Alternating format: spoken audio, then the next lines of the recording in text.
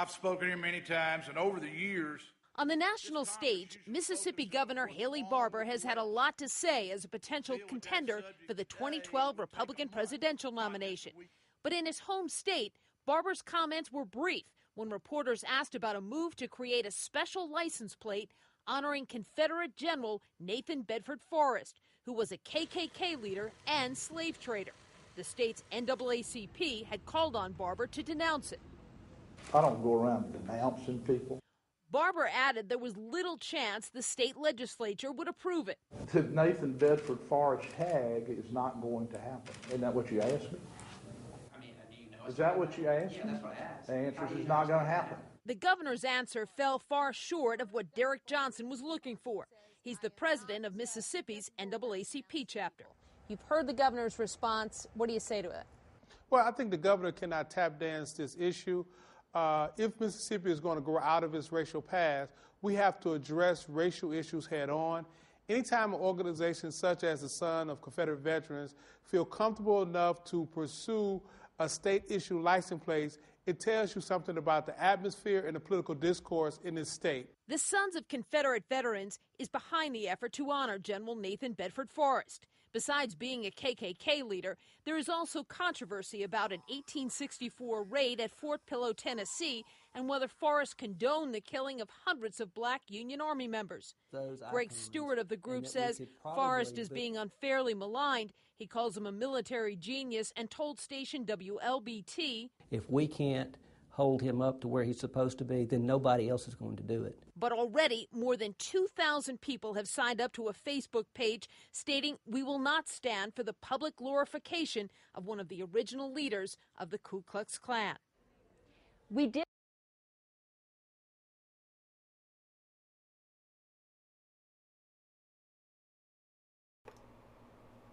Aha. Welcome to another working observational transmission, this one being 06252020. Let it show on the record that we are live, we are direct, and my God, am I tired as fuck. You know, that report came from 9 years ago, which would be 2011. 2011, there was a controversy in Mississippi of whether or not they should add more Confederate symbols in their atmosphere, in their state, in their cities, in their counties, in their neighborhoods. They wanted to add more Confederate symbols. And now, years later, statues are being torn down all over the place. And it's because this country wants to move on from white supremacy in the proper way by smashing all of their idols. Because these generals, oppressors, and masters, and the soldiers included in their armies, are not idols. They're not heroes. They did not fight for freedom.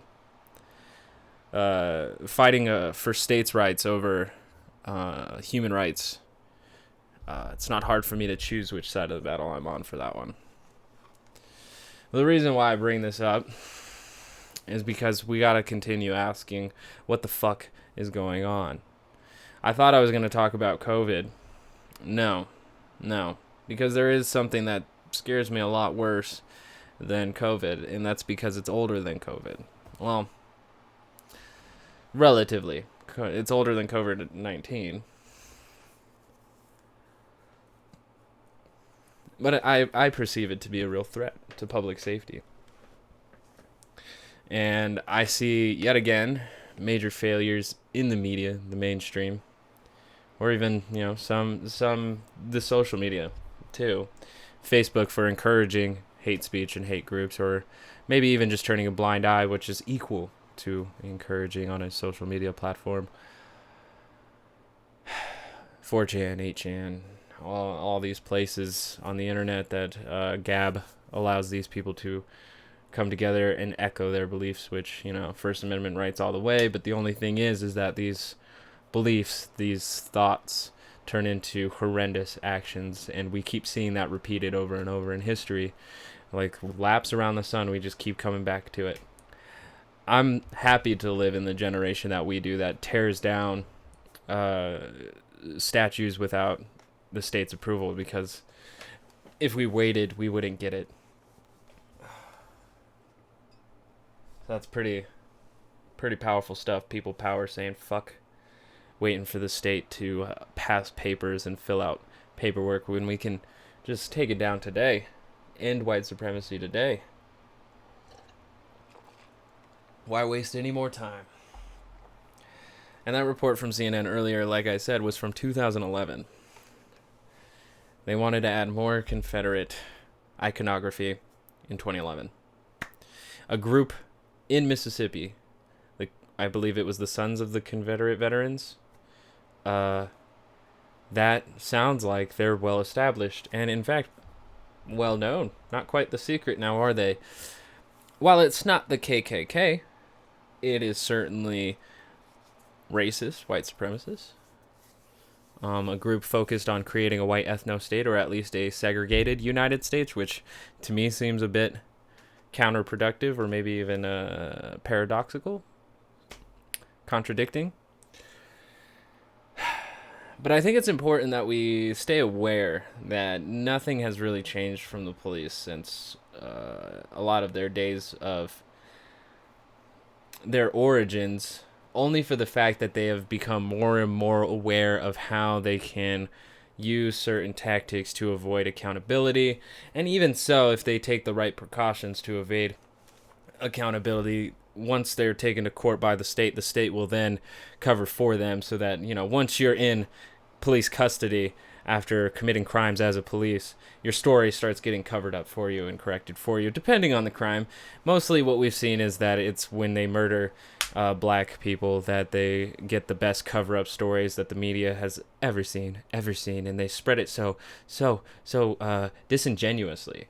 And we just keep going around and around and around and around, keep shouting Black Lives Matter, Black Lives Matter. But what we're not realizing is whether or not the system that we keep telling Black Lives Matter is compromised by people saying, no, they do not. They're actually 3/5 people.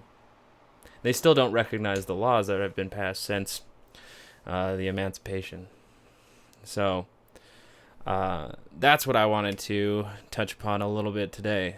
It's not going to be a long one because there's a much better podcast doing much better work called Behind the Police, diving in the complete origins. But I wanted to gather a little bit of information that's come out recently, relatively recently, at least within the past 20 years, to just say that we keep talking about it. We keep saying it's in the corner of the room. It's like the boogeyman or the Babadook, that it's there, it's in your room, you're trying to sleep, but it just keeps staring at you. So you can't get any real good sleep. And then when you do finally close your eyes, it sticks to its fucking hand down your throat and you can't breathe.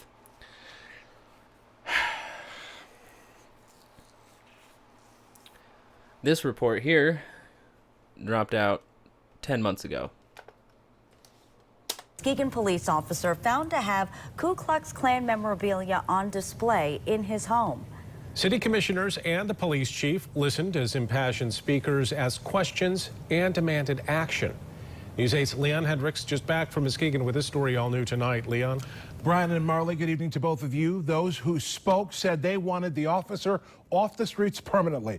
And for the first time, we hear directly from the city's police chief as his department becomes the subject of scrutiny.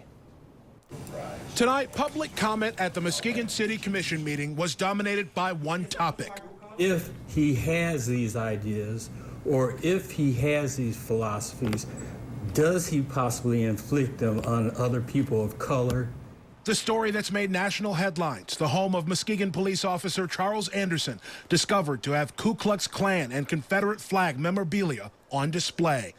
That discovery made by a black family that toured the officer's home listed for sale, intensifying the story, the fact that the officer, Officer Anderson, was involved in the deadly shooting of a black man years ago. It was ruled justified by prosecutors. Of course him being on the force As minorities in Muskegon, we can't leave our houses and feel safe. We want to support our officers, but if you've got a racist intent, we can't have you around. Among those with passionate messages at the meeting were those with questions. I was obviously the one that toured Officer Anderson's home. Her husband is the man who made the Facebook post outing the issue. Nobody has contacted my family or myself to ask us what we've seen or, what happened. So I just wanted to know why. After the meeting, the Muskegon police chief, in his first TV interview since the story broke. Is this reflective of your department? Absolutely not. Absolutely not. This was not an on-duty event. We were taken by surprise when this occurred, and we're taking action now. Outside of this incident, what do you say about Officer Charles Anderson? I can't talk about Charles Anderson. We're doing an inquiry. We're going to come to some kind of a conclusion or resolution very soon. I was going to let it play all the way out, but the chief and his words here are pretty important to examine, just because he didn't really pose any necessary, not necessary, but he essentially didn't even, I'm not saying he should have attacked this officer's character, but there's not any opposition to the revelation that he had KKK memorabilia, iconography, and symbols. So he's either aware that there's other officers that have these things, and him talking negatively about these items would then reflect poorly on the rest of his staff.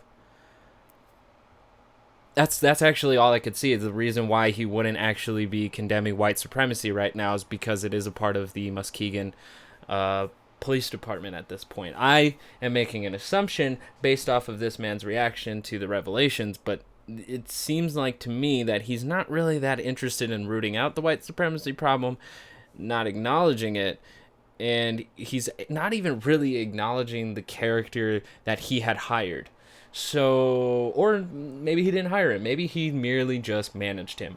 But still, we are getting very vague language that does not really add much to this discussion of how are we going to repair Muskegon police relations with the community, who is now terrified that their police is full of white supremacists.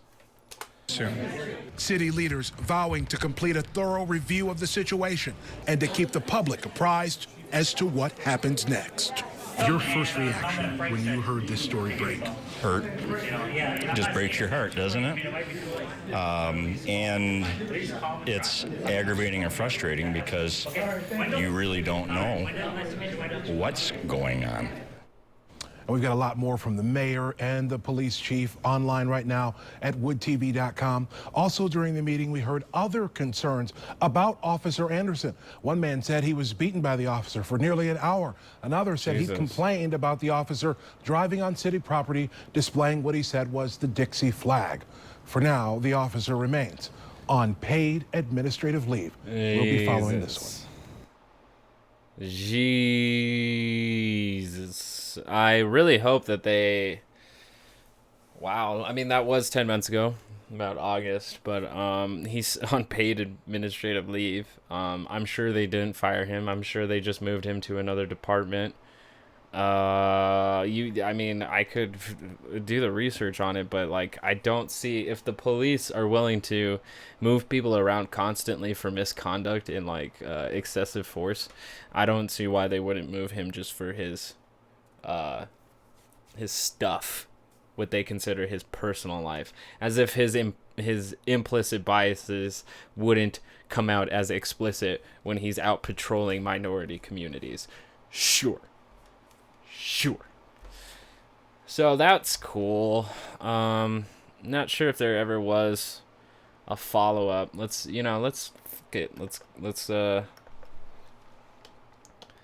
I didn't plan on following up on this, but fuck it, police department, bro.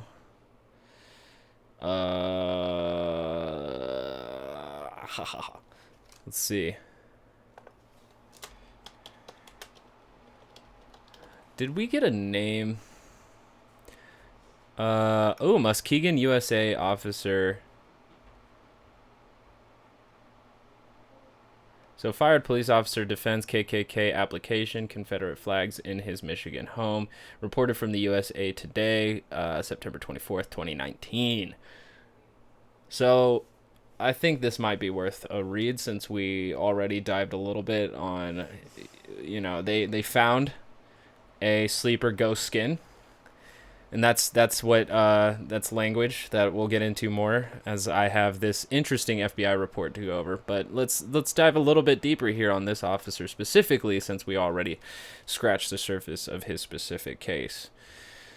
So, coming out of Detroit, Michigan, a police officer was embroiled in controversy last month, being August of 2019, after a man discovered Ku Klux Klan memorabilia inside his home, which was up for sale. The former officer said the reason for having the items is his love for history and a classic TV show. Convenient. Muskegon City Manager Frank Peterson in the city attorney's office released a 421-page report, one page off, on the investigation of Charles Anderson, as well as his history as a police officer before he was fired. According to the report, Robert Mathis toured Anderson's home with his family and a real estate agent August 7th. Oh, so they were touring his house for sale, and he didn't think to take down his hate speech shit? That's interesting. He posted a picture on Facebook of a framed KKK application he found. Mathis said in the post that he and his wife, Raina, had been house hunting for more than a month and thought the house would be perfect for them. He mentioned seeing Confederate flags on the walls, dining room table, and garage. Do you really need like one for almost every room? Do you love history that much? The article goes on, in an interview with the city, Anderson confirmed that he had a Confederate flag hanging in his garage, a flag-decorated hot pad for his dining room table, and a framed blank copy of a KKK application from the 1920s. He said the flags are part of his extensive Dukes of Hazzard collection. Anderson loves everything about the show and has been to the fan convention Duke Fest several times. Do we have receipts on this? Do we have receipts on his love for Duke Fest so that we can prove that he doesn't keep a flag around that represents racism for racist issues? I mean, like, Dukes of Hazzard took place in the South. Like, of course these boys are going to be seen as heroes by a bunch of other white people and not really going to... Like, I'm sure there wasn't much of a black audience for watching two white dudes evade cops all the time with a Confederate flag on top of their car. There was a very specific audience for that show. Anderson said the reason for the KKK application is related to his passion for U.S. history from the late 1800s and into the 1960s.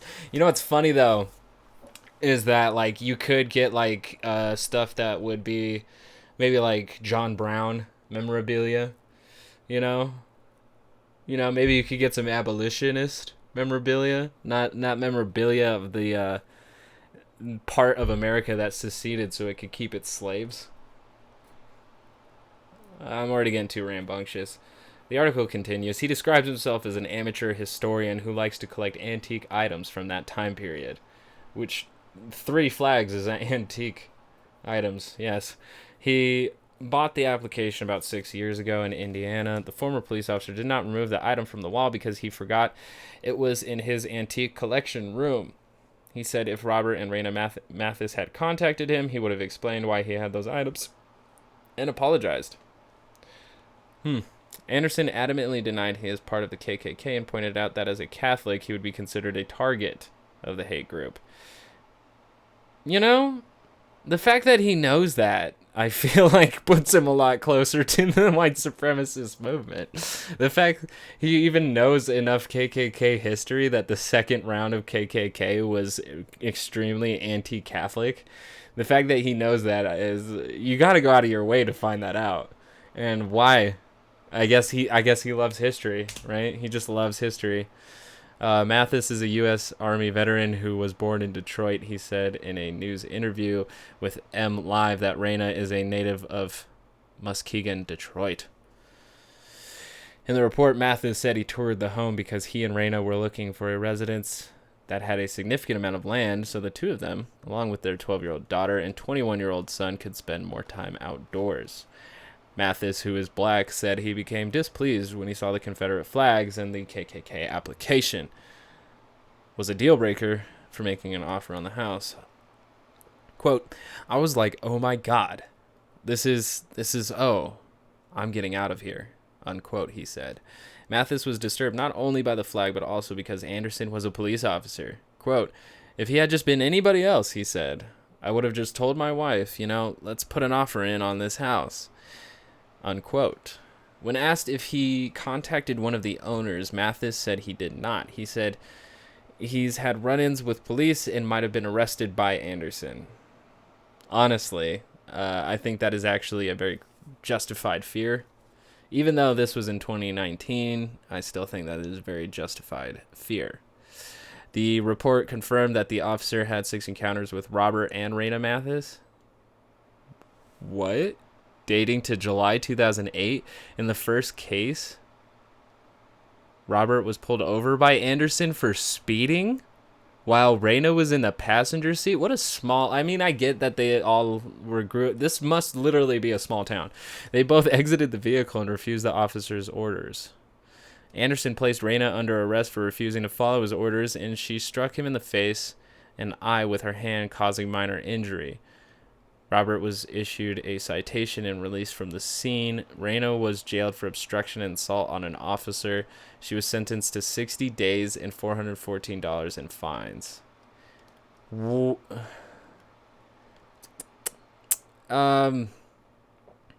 Yeah, I don't know if I like them laying out these interactions that they may have had, because it seems like to be completely irrelevant to what they're going through right now.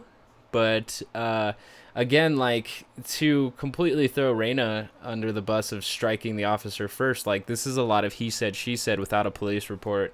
And even with the police report would have came from Anderson, who had KKK memorabilia all over his house. So am I necessarily supposed to believe his arrest of 2 black individuals? I'm not trying to say that the system's corrupt, but the corrupt ain't system, bro. Blah. In October 2008, Raina Mathis was involved in a bar fight and accused of assaulting another person. She was found to be intoxicated and is arrested by Anderson for 2 failed to appear branch warrants. Raina went to jail for the incident. Why are we talking about this? Oh, and then we get into the cops. So, like, if I get beat by a cop one day, right, for like 50 minutes, I just get fucking batoned, just fucking beaten up because I had a counterfeit $20 bill, right? They're just beating the shit out of me, and then they take my ass to jail, and the police come out like, oh yeah, they found all kinds of anti-Mexican shit in his car and on his tattoos, but did you know in 2014 he had the victim had 2 DUIs? What a fucking piece of shit. Like, what are we doing here? What are we doing here? He's a police officer. What are we doing here? There's, I hate to say it, but there is a different level of accountability for police officers, law enforcers, and people. People have a different perception of it than the state does, but I think police need to be exemplars of good conduct in society, and you can't have that if they have a white supremacist bias. That doesn't click. So they finally get to this, the USA Today. During Anderson's 22-year career as a police officer, he had 2 complaints made against him. A complaint in 2010 alleged that he acted rudely and disrespectfully when he arrested 2 people and used pepper spray. In 2016, a complaint stated that the officer did not give back a driver's license to an arrestee and that he did not secure a vehicle after the arrest. According to WZZM-TV, the report gave Peterson enough reason to fire Anderson this month. The station reported that since posting that KKK application on Facebook, Robert and Raina Mathis have received death threats. That was the very end. That was the very end of that right there. So I'm sure that they don't get death threats to this day. I'm sure that's completely ended. I'm sure that's over. I'm sure they feel really safe in their neighborhood. of just wondering constantly of whether or not the police are part of a gang that hates colored people and Catholics. But I don't know if the modern day KKK really has that big of a problem with Catholicism. I would like to do more info research on that, because I really thought they were just more focused on the Jews and everybody else. You know, the Jews really like the only religion they hate because it's an ethnicity. Like, it's also in the blood, so it can't be really eradicated through the mind.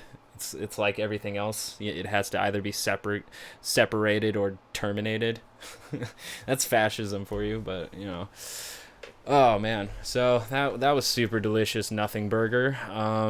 So he did get fired, and what the USA Today report also failed to mention was the things that this guy said at the end of his report.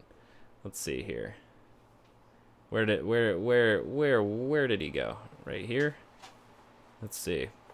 He lists this right here. We got a lot more from the mayor and the police chief online right now at woodtv.com. Also during the meeting, we heard other concerns about Officer Anderson. Yeah. One man said he was beaten by the officer for nearly an hour. Another said he'd complained about the officer driving on city property, displaying what he said was the Dixie flag.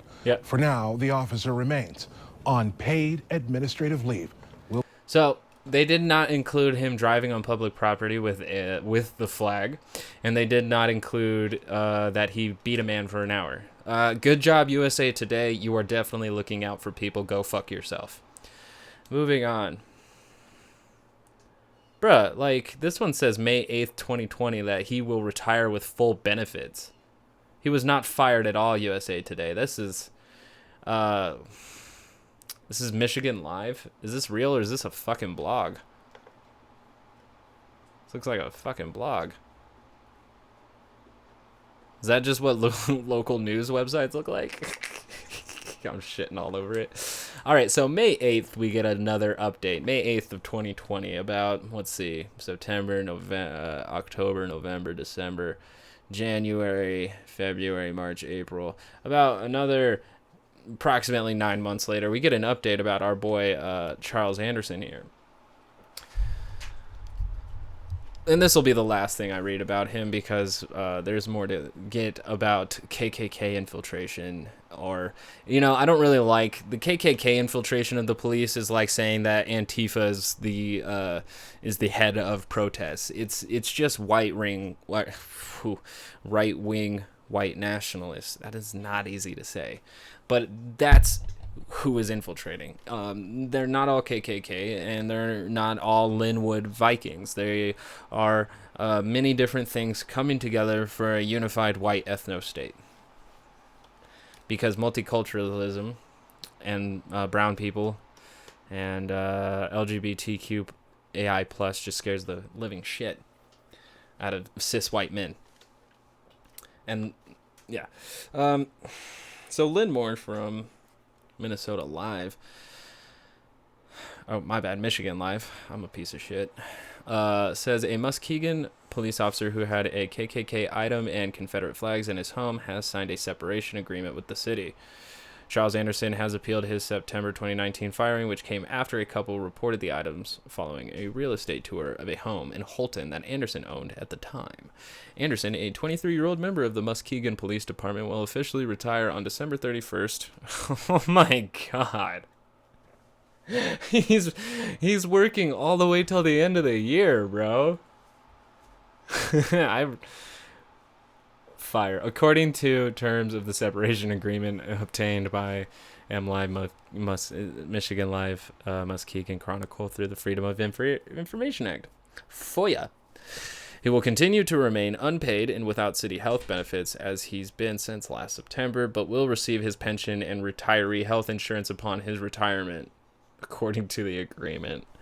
He also will receive pay for accrued sick leave, unused vacation, according to terms of the police labor union's agreement with this city. This just proves to me that they take care of their own. That's all it proves. I'm not saying that he should have gone to jail for anything. he just never should have been a cop. And to be honest, he really shouldn't be finishing his term either at the end of the year, even though he's not allegedly getting paid or receiving health insurance right now. But he gets it when he's done. So basically, once he retires, who knows how long he's going to be set before he goes and joins the Pinkertons. Who the fuck knows where he's going to go? It's probably going to be some other job that allows people to bully other people. I don't know why it wouldn't be. Oh, man. I can't believe... Okay. All right. Anderson, 48, will drop his union grievance protest firing under terms of the agreement. He was placed on paid leave August 8th, 2019, and fired about a month later following an investigation. The investigation determined that Anderson did have the reported items in his home. I don't think that alone would have been enough to fire him. I think keeping him with the record that he probably has is a lot more to do with letting him go, because they could have passed like, dude, just get rid of the shit, hide your shit better, and stay low. And then, like, that would have been fine. But knocking him out of the limelight for a bit of time and then his record coming to light after that, you're really taking care of your own to the extent that people will not feel served or protected. Yep. The investigation determined that Anderson told investigators that the Confederate flags, some of which were part of dining table decorations, as if that makes it any less, were among the Dukes of Hazzard TV show memorabilia collection, according to a report of the investigation. A KKK application found mounted on the wall in one of the home's bedrooms was a 1920s era antique purchase from a vendor in Indiana, Anderson told investigators. Anderson said he was a collector of U.S. historical antiques from between the late 1800s and the 1960s, which we could argue the late 1800s, was the success of the first KKK, and the just about the 60s was about the decline of the second round of KKK yet again. So, pretty interesting timing there, bro. You know, Jesus.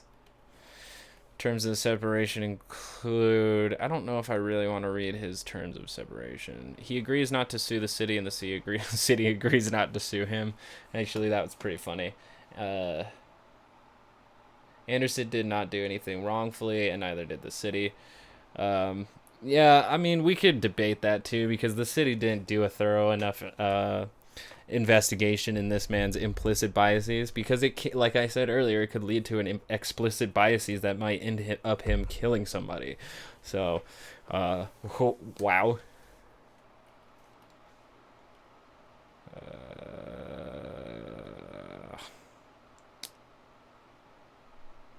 Jesus Christ. He will be paid for 392 hours of accrued vacation and 261 hours of sick leave. Fuck, man. Like, if I knew all it would take to not work, I would have been a cop for 20 years. And like the 20 rest of years of my life, I could just sit on my porch and be racist as shit. Quote, "This agreement will allow the community to move forward as we bring closure to this unfortunate event," Muskegon City Manager Frank Peterson told Michigan Live, declining to say anything further. That what a fucking vacuous, empty statement. What a little dick energy statement right there. This agreement will allow the community to move forward as we bring closure to this unfortunate event. Such little dick energy on that, bro. Whereas we need to make sure that our police are not infiltrated and corrupted, and that they can perform their job to the extent that we claim them to be. So, Frank Peterson, please resign. Find some time and quit your job. Anderson could not be reached for comment. In an interview with city investigators, Anderson denied being a racist. Quote, "I would explain it as exactly what I already explained to you. Why it was there, and that it meant no ill intent. And I apologize if it did. and why it created this mess, Anderson said, according to a transcript of his interview with investigators. I mean, I didn't even know it was up there, and it was a mistake. I meant no harm against anyone. Unquote. Now, I believe him. I believe that he did not mean any harm with his decorations inside of his home. I can't agree that the items in his home don't reflect his personal beliefs. I just can't believe that he would buy 3 Confederate flags because he loves the Dukes of Hazzard. Did he have the car? Did he have a model of the car? Did he at least have a toy version of it? Did he have a poster of Jessica Simpson from the movie? Anything other than 3 Confederate flags that would prove he was interested in the Dukes of Hazzard. Oh, he was into history. Well, it seems like he was interested in one side of the history. It's like when we want to tear down Confederate statues and they say, but the heritage, the history. It's the same thing. He has it in his home, which he is entitled to his privacy. But the thing is he is a cop. And so when you have these kind of ideologies in a system that we're constantly wondering, in an institution that we're constantly wondering of whether or not it's racist, we find out that there's racist within it. It's are they compromised? Are they? I feel like this is a great question we need to continually bring up, as people are saying, abolish the police, defund the police, reform the police. It's very important, because the racists can easily just say, I'm not racist. But that doesn't mean that everything going on behind the eyes and behind the mouth saying this isn't thinking racistly. Irrationally is what I meant to say. But I said racistly as if that was a word. Anderson denied allegations that he had left those items up intentionally to ward off people of color who may have had an interest in buying the home when asked by police, according to a transcript of the interview. Maybe, maybe not. The couple, Roy and Raina Mathis, who reported the items, are African-American. Anderson confirmed that he had a wall decoration with a Dixie flag, 2 Confederate flags hanging in his garage, and one featured on a Dukes theme hot pot placemat that was sitting on his kitchen table when the couple viewed Anderson's home. Now, this is the first time that I heard Dukes theme hot pot placemat, because I did hear that he had a Confederate flag on another placemat. So there's inconsistencies between media, so that's great. Yep, and there he goes talking about the Dukes of Hazzard. There it is, yet again, as if the Dukes of Hazzard having that on their roof wasn't just as racist. In interviews conducted by police, Anderson said he did not know Rob and Raina Mathis. The couple said the same about Anderson during their interviews. The couple acknowledged that they had a negative past interactions with police, but were unsure if they involved Anderson. However, a section of the inquiry report includes summaries of 6 different times the couple came into contact with Anderson while he was out on patrol. The incidents happened between 2008 and 2014. Here we go. Attacking Raina Mathis's character yet again with the time she slapped him in the face. So, cool. I'm glad everybody needs to bring that up. It's a small town. I'm glad that we have to know literally that detail, which so far proves to have absolutely nothing to do with the situation that's going on. Neither of each other knew whose house it was and who was viewing it. So this is all irrelevant to say that they've met 6 times before, even as both parties admit to not remembering their interactions. So that's great. However, at least they added this, which USA Today didn't. However, Rob and Raina Mathis told Muskegon Chronicle, MLive.com, that the summaries were inaccurate. Rob Mathis said he didn't think the incidents had bearing on what they found at Anderson's home, saying the references to them were smear tactics. I appreciate MLive including that, because USA Today did not. That was gross.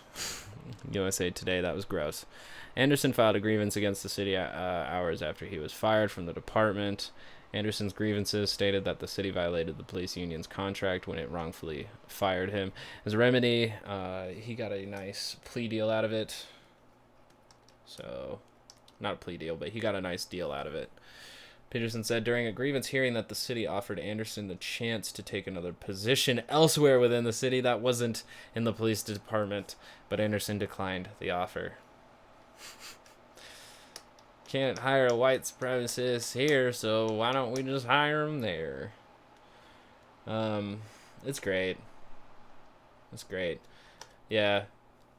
Yeah, nothing to worry about in Muskegon over there. There's definitely not more working in the police force, would there be? We're not sure because the reports aren't really coming out about how much our police are infiltrated right now, or corrupted or compromised right now. But, you know, at least with Behind the Police by Robert Evans, we do get a easy listen, comprehensive story of just the past interactions that were even more blatant back in the early 1900s of police officers actually dressed in KKK uniforms. I forgot what town specifically that had happened in.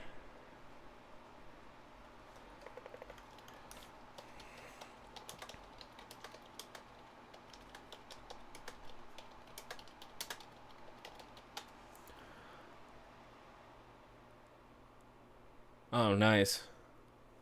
Not what I meant to look.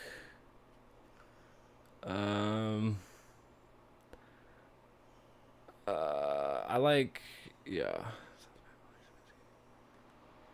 I think it was, it was in California. Or was it Florida? Wherever the Disney World was, that's how I remembered it. Anaheim. It was in Anaheim. Yep.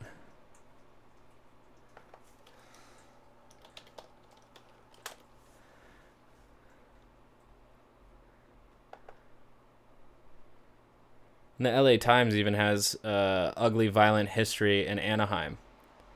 Here's a picture that's a bunch of KKK, or 4 KKK members in an old Ford with a sign that says Ku Klux Klan Lecture, 8 p.m. tonight. Christian Tabernacle. That's cute. The caption says Ku Klux Klan members ride in an automobile advertising a lecture at the Anaheim Christian Tabernacle in 1915. In Anaheim, they actually had police in uniform, like in KKK uniform. Boom. Is there a history of KKK activity in Anaheim? Who are they asking this? Or is this like rhetorical just for them to move their sections? Okay. It's rhetorical and they're just answering it. Yes, Klansmen were once the dominant political force in Anaheim, holding 4 of 5 city council seats before a recall effort led to their ouster in 1924. At the height of the group's power in Orange County, nearly 300 Klansmen lived in Anaheim, patrolling city streets in robes en masse. A large KKK rally once attracted 20,000 people to the city. I just want to tell you guys that all these people had kids. Not all of them, but a large majority of them had kids where they passed down their stupid, dumb beliefs. How that could not affect us here in the future as time passes, how that people that would go over people's head is beyond me. Like, the history does carry over. I'm not very good at explaining how history is this domino effect leading to the present, and the present is a domino effect into the future, and each are all traceable in an actual timeline. Even though nothing is very clear, like when we talk about revolutions, we can't always pinpoint the exact moment that the revolution began, but we can always notice the steps that were taken towards it. That's the same thing applied here. We saw attempts back in the early 1900s of clans actually trying to take city council member seats and law enforcement positions. And it was a lot of fear because the black man was free and they were becoming very affluent and actually successful. And that takes you all the way to the Tulsa riot and what I learned today from the Tulsa massacre, and what I learned from today from Behind the Police, which was the Red Summer. So It's all connected, and it's all a part of our history, and it's all a part of us. And so by ignoring it, it allows these guys who are actually very in touch with their heritage, though very delusional, irrational, and hateful as it may be, they're connected to their heritage. They're on a mission for their heritage. So they're holding on to the past like a motherfucker, and we keep forgetting it. Because we're trying to build a better future, but the only way we're going to do that is when we recognize the origins of the institutions that we've created and recognize that they're not really working for today, nor are they a great idea for the future. Whoop, whoop. So, yeah, Anaheim, the place with Disneyland or Disney World or whatever the fuck. Yeah, it had a pretty big Klan movement in it. Yeah. So go check out Behind the Police. I'm going to keep advertising it during this, but go watch it. So that led me to this. We have an April 1st, 2019 article by Vita B. Johnson. And Vita B. Johnson is professor from Practice Georgetown Law.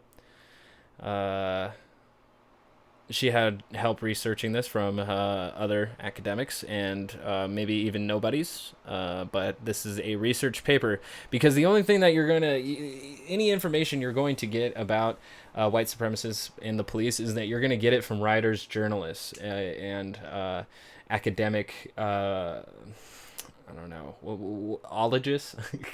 I don't know what the correct word is, but we're going to get it from PhDs and not PDs. You know what I mean? We're not going to get it from the FBI either. So just before I get into Vita B. Johnson's, I just want to read the summary here. I don't want to read her whole paper, although it's important to include it, so I'm going to throw it into the chat of the live stream. So if you're listening to the podcast, go to twitch.tv/theworkingclassobserver. Yes, I know, mouthful. But if you go in the chat at this time period right now, there's a little link for this article from Vita B. Johnson. Whew, man, it is important. Now, the reason why I really started on this fucked up rabbit hole is Torres to DOJ release FBI report on white supremacist infiltration of law enforcement. We're coming back around to this discussion. We're coming back around.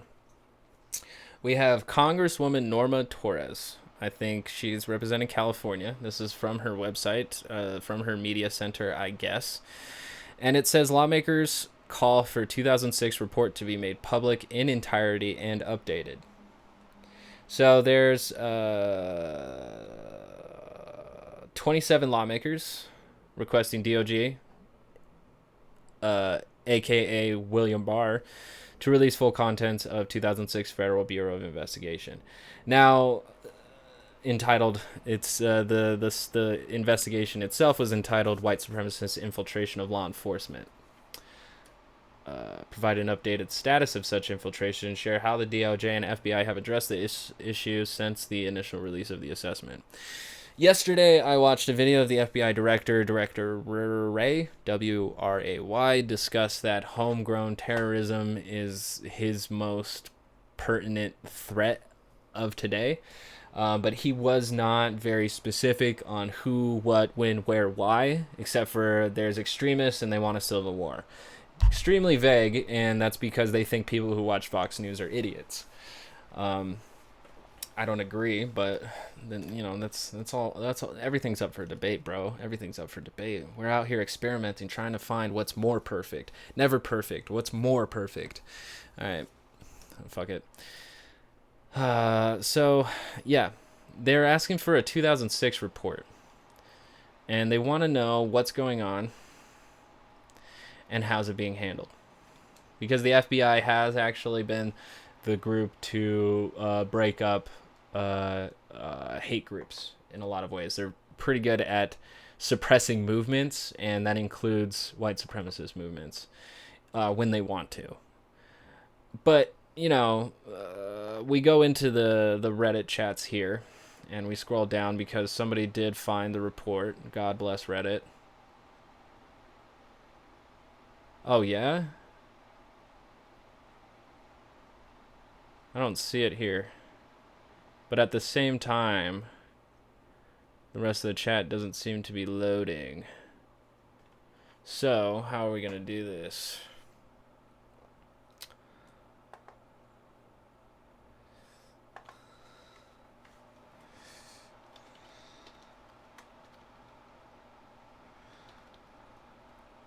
Oop. Don't know how to spell white.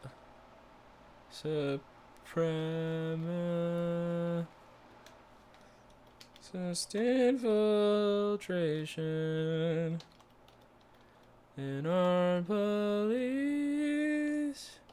They took the fucking police. They took the fucking police.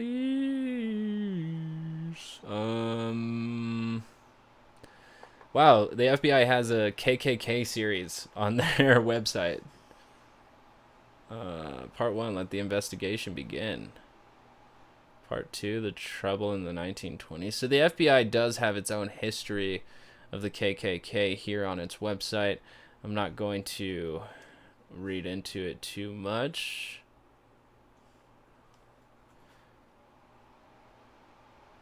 But yeah, the FBI did confront the KKK in the 1920s.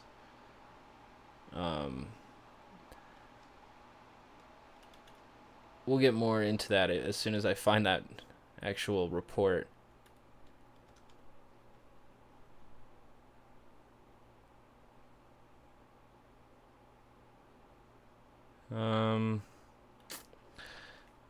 Yeah, so maybe that's also another important read here. The FBI's history of the KKK. Just to see, like, their perspective of history. The series details the work of the FBI to protect the American people, especially minorities, from the evils of the modern-day Klan. So, you know, there's that. They're not great at race relations. You know, I could bring up the Martin Luther King letter.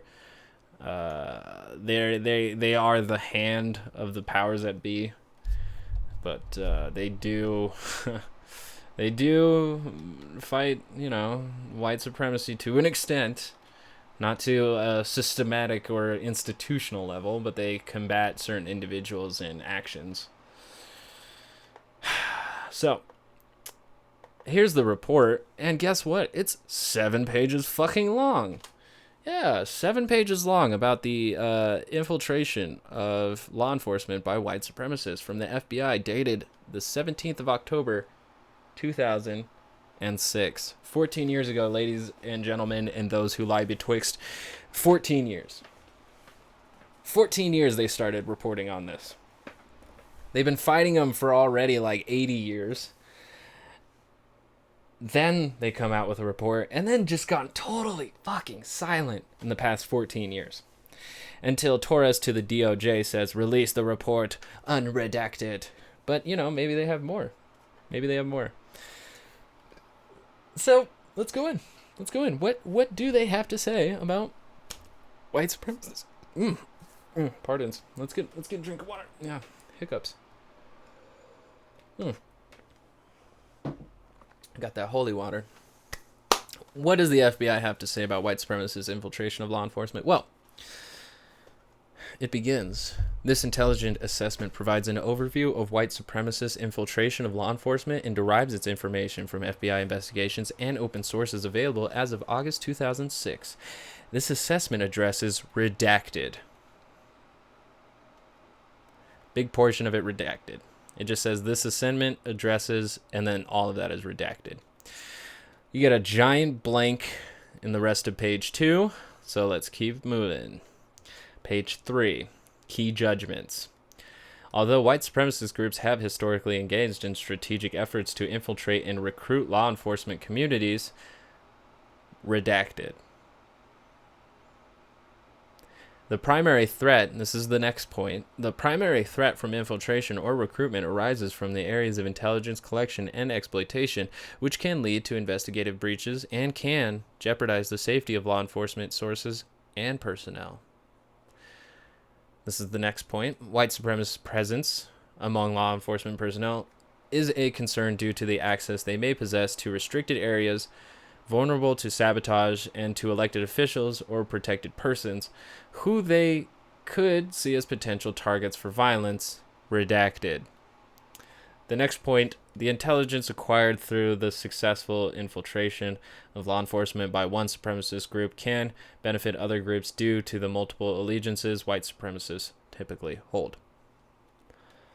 So it's white supremacy is the only ideology that fits, but the group is pretty wide. You can have them from libertarians to authoritarians. You could have ANCAP, white supremacists. You can have all kinds. I think it's funny though that the reason why white supremacists are actually a threat, it doesn't say anything about public. I don't see public threat here. I see concern due to access they may possess to restricted areas vulnerable to sabotage. So they're worried if they go to war against their civilians that the white supremacists would have better access to certain areas that would make the government vulnerable. They would pose a threat to elected officials. So that's a threat. Or protected persons. Very specific. The FBI has a class. There's a list somewhere of protected persons. And guess what? I ain't on it. You got to wonder if you are. All right. So the next page. What have we learned so far? Like, about the infiltration? Absolutely nothing. We know that the FBI has certain concerns of the threat, but to what extent is it at? How bad is it? We don't know yet. We're on page 4. This assessment examines white supremacist infiltration of law enforcement from perspectives of both strategic infiltration by organized groups and self-initiated infiltration by law enforcement personnel sympathetic to white supremacist causes. So that last sentence actually speaks to me. Self-initiated infiltration by law enforcement personnel sympathetic to white supremacist causes. That just says that the law enforcement job calls out to white supremacists. It has a calling to them, like how growing weed had a calling for me. Like, if you notice, I have a flag behind me that says I smoke weed, so it would make sense that growing weed would probably be a part of my personality somewhere. So a white supremacist joining the law enforcement, that's like a codependency kind of like relationship, you know. The primary threat from infiltration or recruitment arises from the areas of intelligence collection and exploitation, which can lead to investigative breaches and can jeopardize the safety of law enforcement sources or personnel. And it's probably because at this time, like, law enforcement is pretty diverse in their culture as well. I'm sure the FBI is actually pretty diverse in the cultures and ethnicities that they hire, but if they were to have white supremacists infiltrate the FBI, you're going to start seeing, I don't know, racist shuns. Is probably what I don't know what else to call it. There's going to be exiles for their race or something of that likeness. But the primary threat, yep, already got that. So the next point is redacted.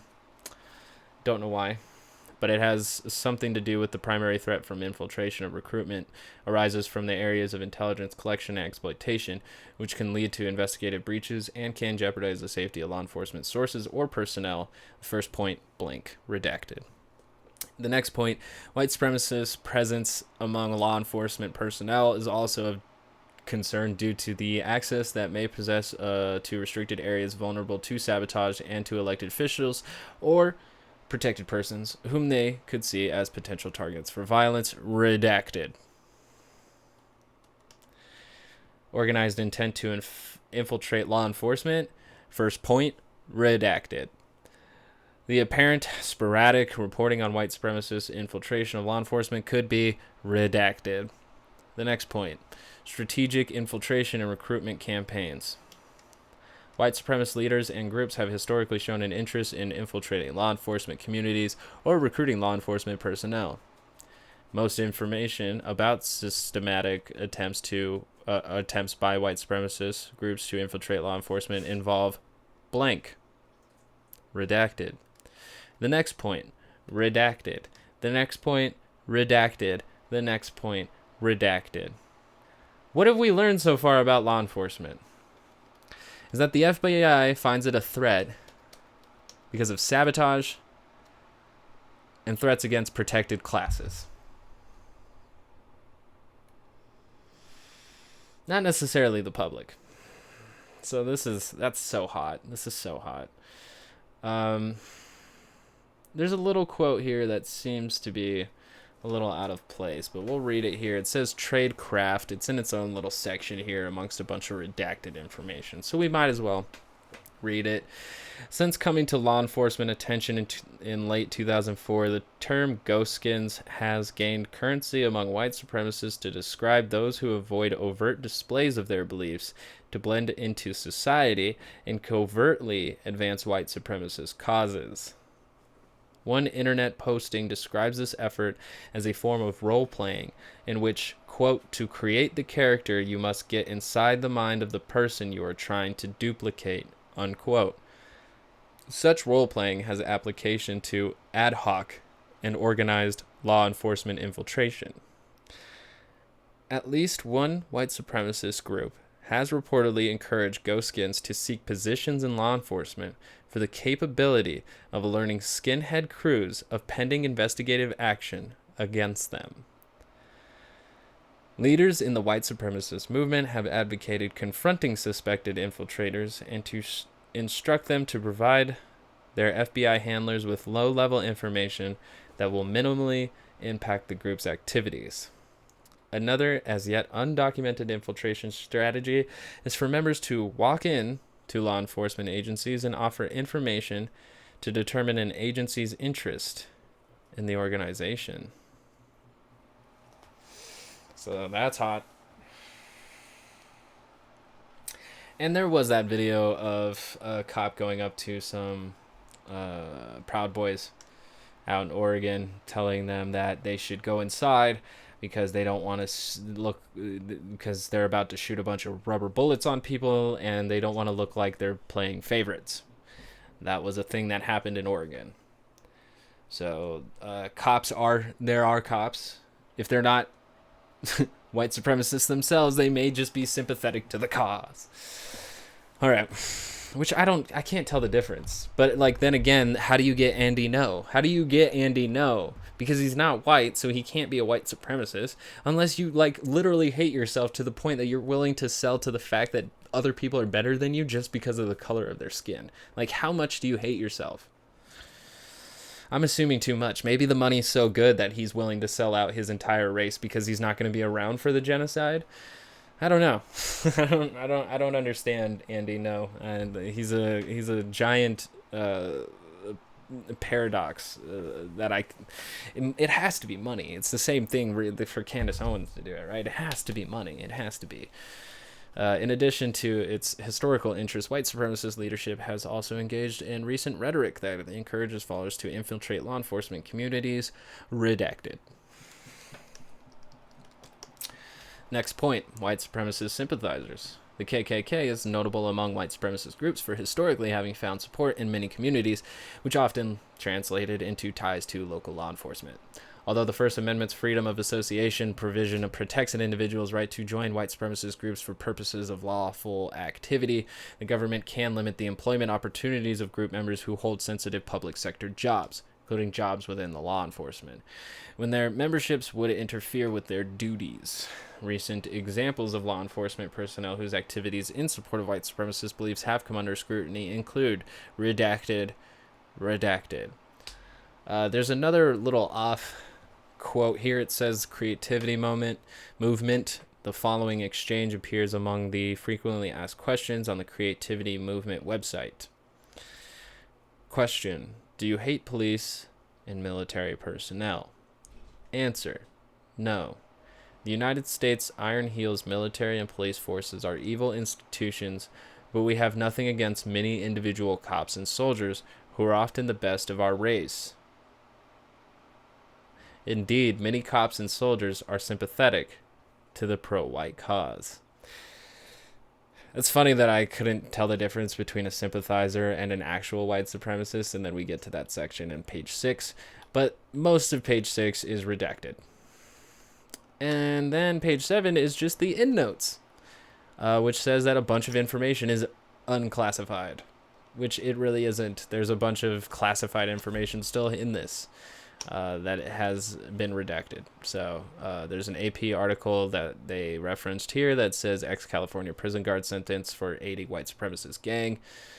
They got information from Brian Levins addressing hate groups. So yeah, it's a 7-page nothing burger from the FBI from 2006. And what I'm also noticing here is that it goes from page 6 to page 9, so we actually get 2 whole ass pages redacted. So we get very little information. All we get is that confirmation that it's out there, but we don't get any information on how bad it is, what their tactics look like, and how worried minorities should be in their communities. So that's definitely responsible, right? That's not it's nothing to worry about. All right. The last thing I have to get into here is this summary that came out April 1st, 2019 by Vita B. Johnson. I mentioned it earlier, but I think it is a great way to just round up this little shit cake and eat it. Because we're going to get more information from this summary. And if you want to read this, it's in the description, or not in the description, but it's in the chat of the Twitch stream, and it is here live on Twitch. You can look at it, you can see it on my screen, and it'll be on the YouTube. It's there, it's real. It actually comes from L. Clark. I'm sure it's a university. Where the fuck did it go? Lewis and Clark Law. So, Vita B. Johnson, KKK in the PD, white supremacist police, and what to do about it. Again, dated April 1st, 2019. There's an epidemic of white supremacists in police departments. Police officers have been identified as members of white supremacist groups in Florida, Alabama, and Louisiana. There have been scandals in over 100 different police departments in over 40 different states, in which individual police officers have sent overtly racist emails, texts, or made racist comments via social media. This is a nationwide problem. It is one that is not limited to just beat officers. Some of these shocking occurrences have even involved high-ranking members of their respective police forces.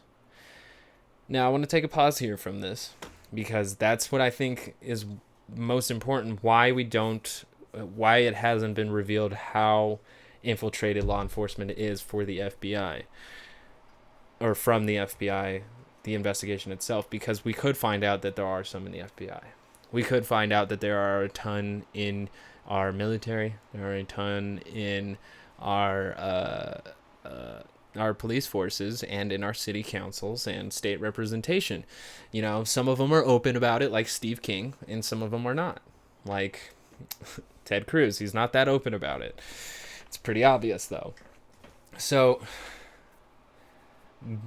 the thing I'm worried about here is that if we don't talk about it and bring it to light, we can't change these systems, even though we are knowingly working with corrupted, compromised institutions. So yeah, we're literally rolling on a wagon that is on fire. I don't know how else to describe it, because this isn't the only issue we're facing when it comes to police brutality. I mean, the whole thing has to change. But the fact that they have such a white supremacist problem inside the police, it brings much doubt that anything is going to change until we actually get a police department that is not founded on racism and slave patrols, and also beating down the working class. Having a police system that wasn't always the hand of the ruling class would be fucking fantastic. That's a great start. So, back to the article. Although the FBI warned of white supremacists infiltrating police departments in 2006, the denial of the problem has only enabled it to continue seemingly unabated. While there have been some moderate successes in criminal justice reform in the last decade, the existence of white supremacists in police departments hamper that success. Frequent incidents of overt police racism and the ensuing media reports about them make the general public, and particularly people of color, less likely to see racism at the hands of the police and criminal justice system as unconscious, and more likely to view it as purposeful. These legitimate fears further diminish the criminal justice system in the eyes of the people to whom it is most harsh. It's a bad combination. Because if you treat everybody like a criminal, they're going to act like a criminal, especially just in your eyes. You know, I was listening to a lawyer talking today about, you know, what are you going to do if the FBI arrests you? And how do I know when they can't arrest me? And the thing is that they can whenever they want. Now, the charges may not stick in court, but they can take you anytime they want. They can waste a whole weekend for you. They can waste a whole amount of period of time until you get your arraignment. And in fact, I mean, I don't even know what the fuck is going on with Julian Assange and how long he's been held up. So there's also even levels to this shit beyond that. So, back to the article, the summary. I might want to read this more, just do a part 2 tomorrow. Because I am more worried about white supremacists than I am about COVID. Because, you know, it's an institution in our minds, and so it has a likelihood of thriving. It's very much like a virus that attaches to people's brains. And so while COVID is out there killing people, so is white supremacy. And to have it in the law enforcement is a critical threat to the success of our democracy and peace among worlds. So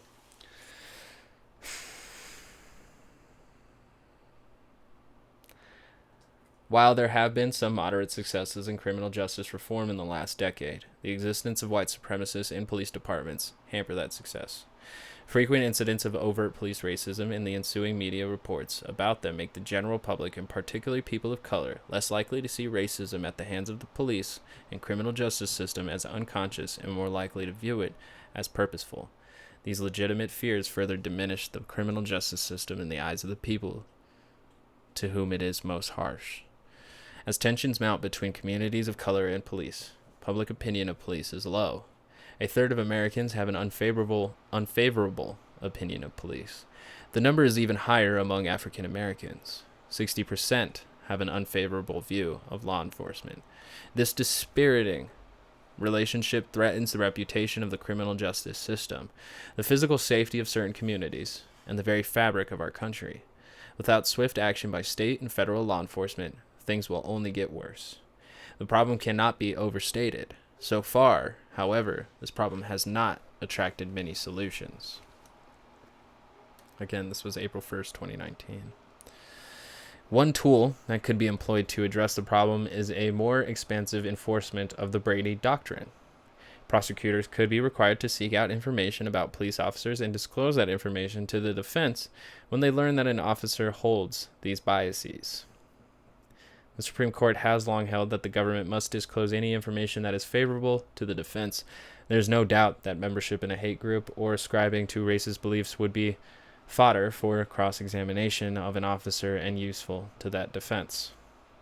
The Supreme Court has established that the government cannot avoid knowing information that is favorable to the defense, and police departments are considered the government for Brady purposes. The Supreme Court has never ruled on the issue of whether membership by a government witness in a hate group would be Brady material. Some courts have already found that evidence of racial animus should be disclosed to the defense by the government. By taking Brady seriously and searching for racist police officers, indigent criminal defendants will get fairer trials. The public will be informed of problem officers through public trials, and police and prosecutors get the opportunity to identify problematic police officers and take action to rid the force of these officers. So I find it fascinating that over a year ago,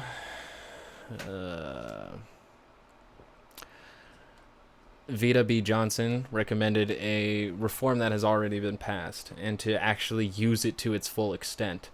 So we have the tools to root out white supremacy to an extent, to the point that cockroaches would survive, you know, the ones who can hide well enough. But it would still discourage white supremacists joining, and also discourage white supremacists being white supremacists on the force. So it's a step. It's not exactly what I would want. Like I said, I'm an abolitionist. I think we should just restart it and have people who believe in racial justice to take the reins of the police departments.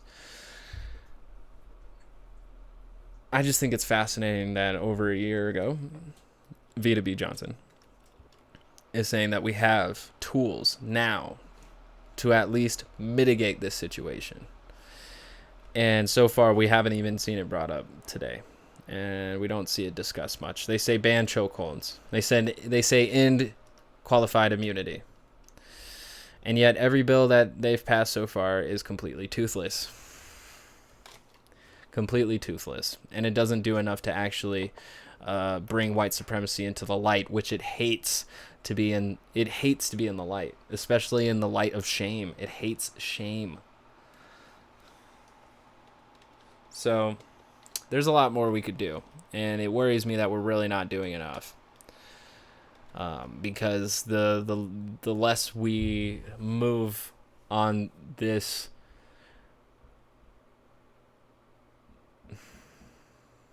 ideology, I don't know what else to call white supremacy. It's an ideology. If we don't move effectively against it, it will continue to fester. It's not going to grow in the rates that it may have in the past, but it's definitely going to fester, and it's another contributing factor to the reason why we could be in another civil war here. I mean, we have so many people just waiting for it. It's disgusting. It's disgusting because there's so many people here living in this country that just want to live. They don't want no part of any civil war. They don't want any part of foreign wars. There are people that are so disgusted and tired of wars, and yet we have people inside of here that have been feeding hate for hundreds of years since they had to free slaves by force. So it's growth that we see lack of initiative from our leadership to effectively destroy white supremacy. And the person inside of me who acknowledges that class warfare exists thinks that this is merely a tool of class warfare to keep the working class beating the shit out of each other. So it's unfortunate. I hate it. I hate so much. And unfortunately, to add even more bad news, the autonomous zone in Seattle is losing a lot of steam and is in fact going down. It's falling apart. So there's more to cover about that tomorrow. White supremacy is in the police force, quite possibly in a neighborhood near you. And we need to demand racial justice and the destruction of white supremacy. Because without those two things, we are going to continue being brutalized by a racist institution every time they murder an innocent black person, and we're fed up about it. So, thank you for joining me on my bummer out. This has been the Working Class Observer, the Class Warfare Report. If you like Twitter, I'm there at Class Observer. If you like Facebook, I'm there at Knowledge Plug. Right? Your friendly neighborhood knowledge plug. I got a blog, poordumrebellion.net. There's likes, subscribes, dislikes. Tell me how much you hate my nose. Send me good quotes from like Alan Watts and Cornel West, because I can't really go to sleep without hearing words from them. Ooh, JPEG Mafia got a new song. Alright, go listen to some new JPEG, bro. Yeah, I was gonna try and find a beautiful quote here. But I don't think I'm going to. I think what we should listen to real quick while I exit this out. President Trump's hope for re-election. Oof. Tucker Carlson talking about his hope for re-election. Man, there's no good quote here to to end any of this on. It's all bad. It's all really bad. Is there? I just need a beautiful quote real quick.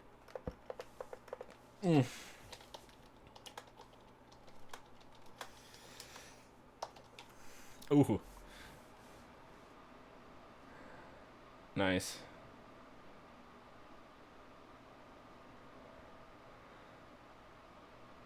I think we should just listen to Angela Davis for a second from Democracy Now!, huh? John Coltrane. Let's see here.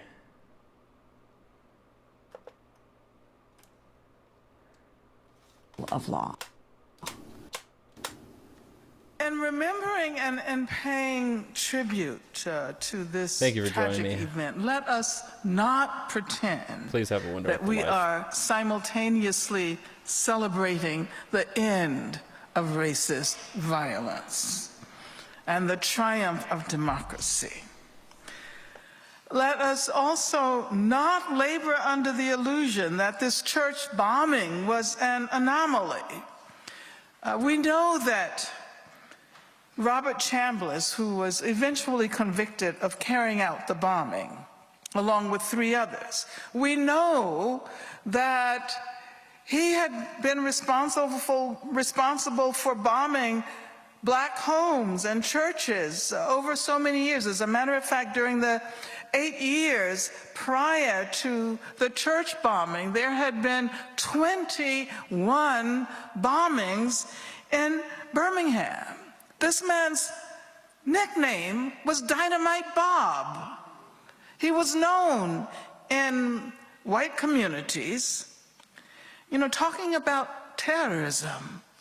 And I want to emphasize the importance of understanding how much terrorism, racist terrorism, has shaped the history of this country.